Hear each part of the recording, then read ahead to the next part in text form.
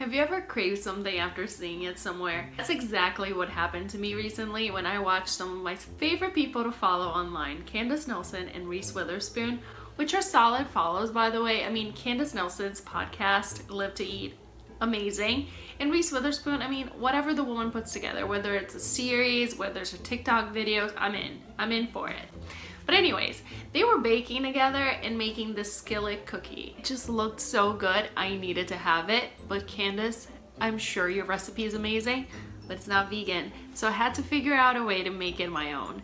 So today on the Curious Cat Bakery Test Kitchen, I am figuring out a way to veganize Candace Nelson's skillet cookie. Let's do this. So the way that a skillet cookie is different than a regular cookie is that we're kind of building the plane as we're flying here. Instead of making the dough ahead of time, chilling it, and then adding it to the oven, we are mixing all the ingredients in a hot skillet and then putting it in the oven to bake. It's also going to be a lot chewier than a regular cookie because it's meant to be eaten with the spoon. So it's meant to be soft and melty. And my mouth is literally watering just thinking about that, guys. Okay, so for the first recipe, we're just replacing the butter and the eggs with the vegan alternatives. So instead of butter, I'm using Earth Balance vegan spread, and instead of the eggs, I'm using just egg. Okay, second recipe, a mixture of coconut oil and cornstarch. So instead of the butter, we're replacing that with coconut oil, and then the cornstarch is gonna act as a binder and bring it all together.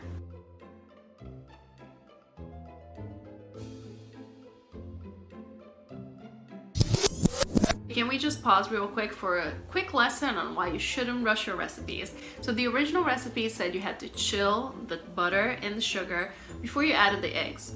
Well, here I thought, I'm not using eggs, it's just coconut oil. Why would I waste 10 minutes when I can just do it straight away? Well, that's why. Because all your chocolate chips are going to melt in the skillet and make a whole big mess. So this guy didn't get really a fair shake because I decided to rush it.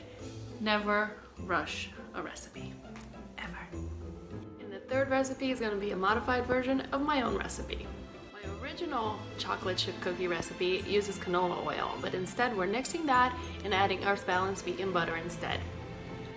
And then instead of the 2 eggs, we're adding 2 tablespoons of coconut cream. Here's the process behind that. Now, if you remember from our video on vegan milks, I told you that canned coconut milk is full of fat. And that's what these eggs are adding to this recipe. They're acting as a binder, but they're also adding a whole lot of fat to the recipe. Coconut cream, even more good fat, so put some of that in there.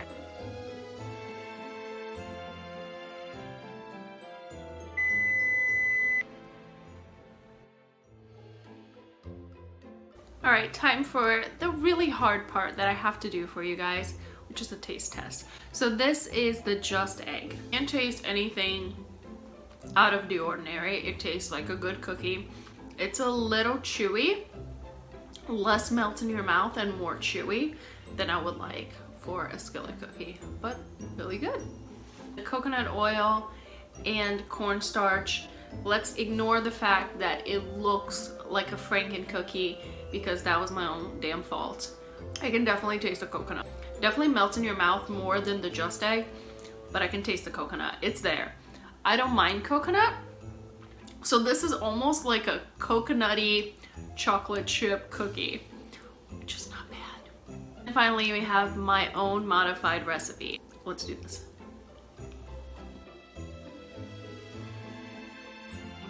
Melt in your mouth, soft, amazingness. Personally, I think we got a winner. I'm sorry.